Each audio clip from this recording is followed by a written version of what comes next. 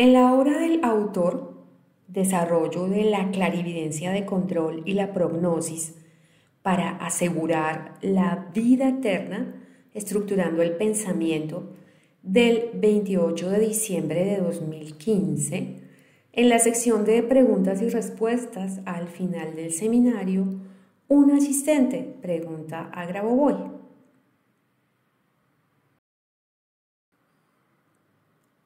siguiente pregunta. La estructura eterna, alma, espíritu y conciencia, por lo tanto, junto con el cuerpo físico, forma la personalidad de una persona. Entonces, y la continuación de la pregunta: ¿tienen un nuevo cuerpo físico en cada encarnación o tienen diferentes cuerpos físicos en cada encarnación? ¿Nuevas estructuras eternas, una nueva alma, etcétera?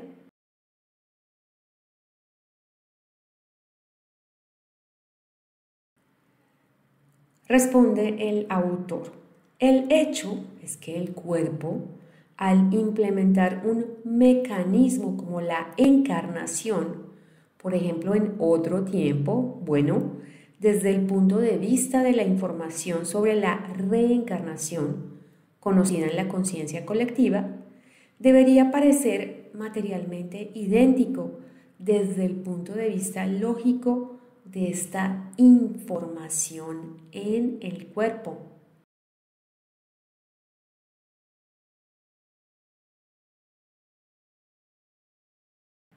Por lo tanto, el concepto de alma nueva no se reproduce aquí en su totalidad.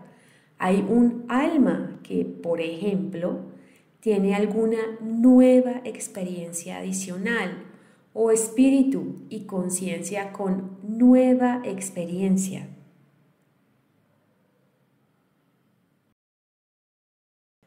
Y aquí surge la misma pregunta.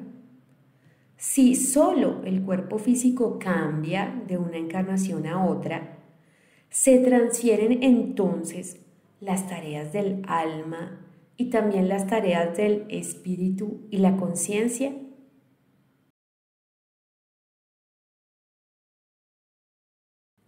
Aquí cabe señalar que existe un método que se define en la conciencia colectiva según la Dirección de Desarrollo de la Reencarnación, pero al implementar la tecnología de la vida eterna, este método ya no se utiliza, ya que el cuerpo físico debe vivir para siempre.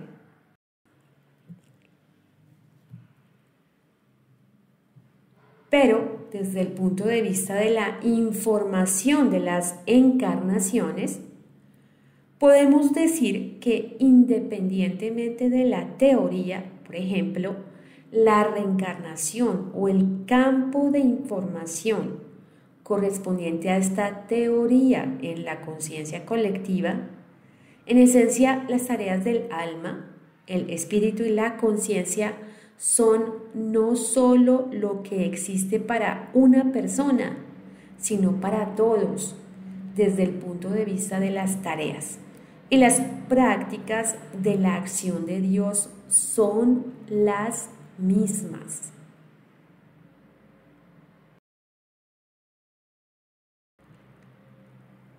Esto es, asegurar la eternidad para uno mismo y para todos y el mundo entero, es decir, asegurar la vida eterna universal.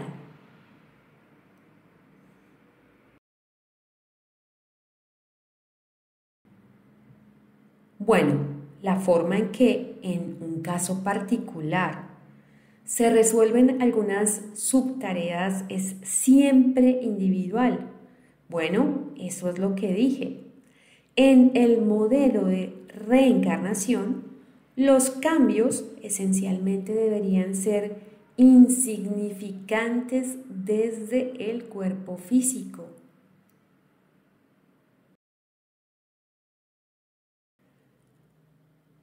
Pero con un desarrollo suficientemente tecnológico del individuo, en términos de preservar sus características individuales y seguir la tarea de la eternidad y la realización de todos en relación con una determinada estructura de la sociedad.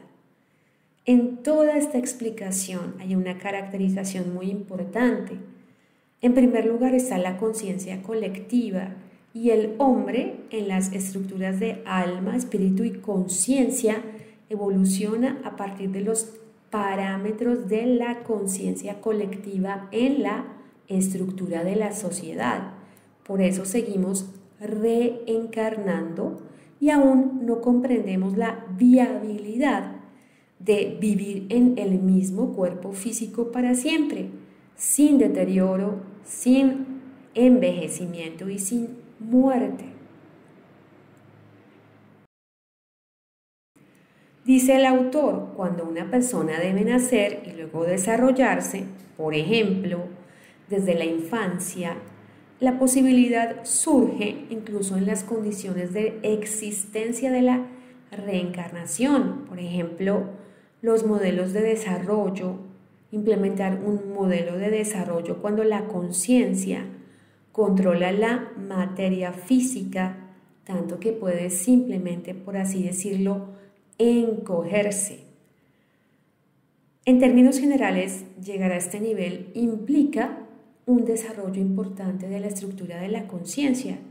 Y si eso sucediera, básicamente la persona elegiría no reencarnar, sino vivir para siempre.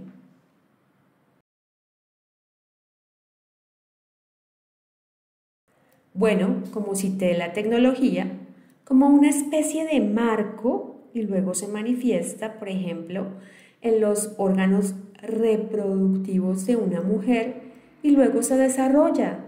Ese es, el principio de la Inmaculada Concepción.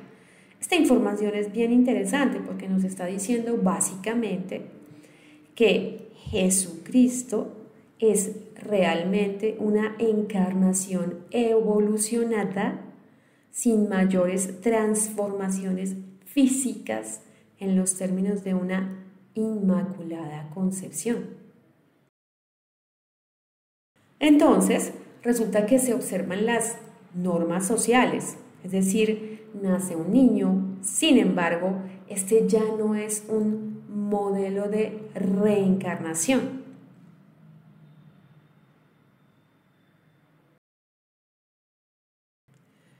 Y cuando una persona que posee un cierto nivel de tecnología puede comprimir no solo lo físico, no solo la conciencia, sino también la materia física, hasta el nivel de, por ejemplo, el feto en el momento de la concepción. Aquí este proceso es bien avanzado, evolucionado. Alguien que tenga tal desarrollo de conciencia que en lugar de morir, si se puede decir así, encoja su estructura física al momento de la concepción para volver eventualmente a nacer o a gestarse, concebirse, como dice el autor, en los órganos reproductivos del cuerpo de una mujer. Y luego, simplemente gracias a la misma conciencia, expande el cuerpo físico sincrónicamente, así como se expande el feto. En este caso está claro que el cuerpo físico, en términos generales, se conserva idénticamente. Es decir, si nos apegamos a las estructuras tal y como Dios las creó, así definiéramos encarnar en otro cuerpo físico o en un nuevo cuerpo físico, lo cierto es que nuestro aspecto físico no cambiaría en absoluto. Es decir, si cuando se utiliza un modelo de reencarnación, el factor tiempo en ese modelo importa, entonces para el proceso de uso de la conciencia, el tiempo no importa. Obviamente deben tenerse en cuenta los conceptos de alma, espíritu y conciencia en términos de su eternidad. Están al margen del tiempo. Pero, sin embargo, este método de compresión, luego expansión de la materia física, como lo dijo el autor, como volver a gestarse en el cuerpo de una mujer y llevar a cabo todo este proceso de gestación, de nacimiento, de crecimiento hasta volverse un adulto, luego expansión de la materia física como una implementación más masiva de la tecnología de la vida eterna en la sociedad y en general desde el momento del anuncio de que esta tecnología comienza en términos generales de desarrollo tecnológico. Este método también se vuelve poco práctico, ya que en la sociedad podrán percibir a los seres vivos de una manera cada vez más adaptada.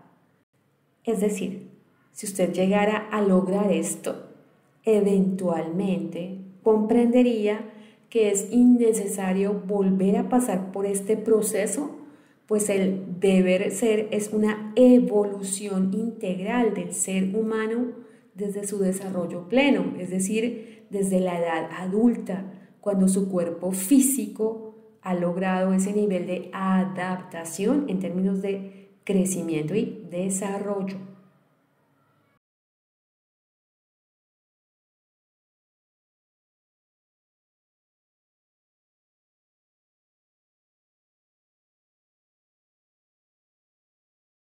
Por lo tanto, transferir, por ejemplo, solo el cuerpo físico a través de un proceso como el que ocurre durante el embarazo y el parto se vuelve poco práctico.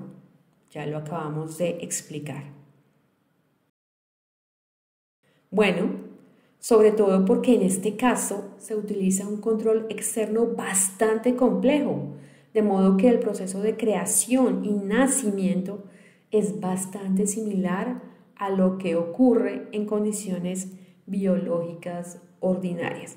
Básicamente es como una especie de reproceso que eventualmente sería innecesario para la evolución de la conciencia humana en términos de la garantía de la construcción, de la provisión de la vida eterna para todos. Para nosotros, como desarrolladores de este contenido, es fundamental la difusión correcta de las enseñanzas de Grigori Grabovoi con el compromiso real de gestionar por el desarrollo armonioso de todos. Por ello, le invitamos a darle un me gusta a este video. Asimismo, le invitamos a suscribirse al canal y aprovechar este contenido de valor que sin duda le impulsará en el camino de la creación de su propia norma de eventos.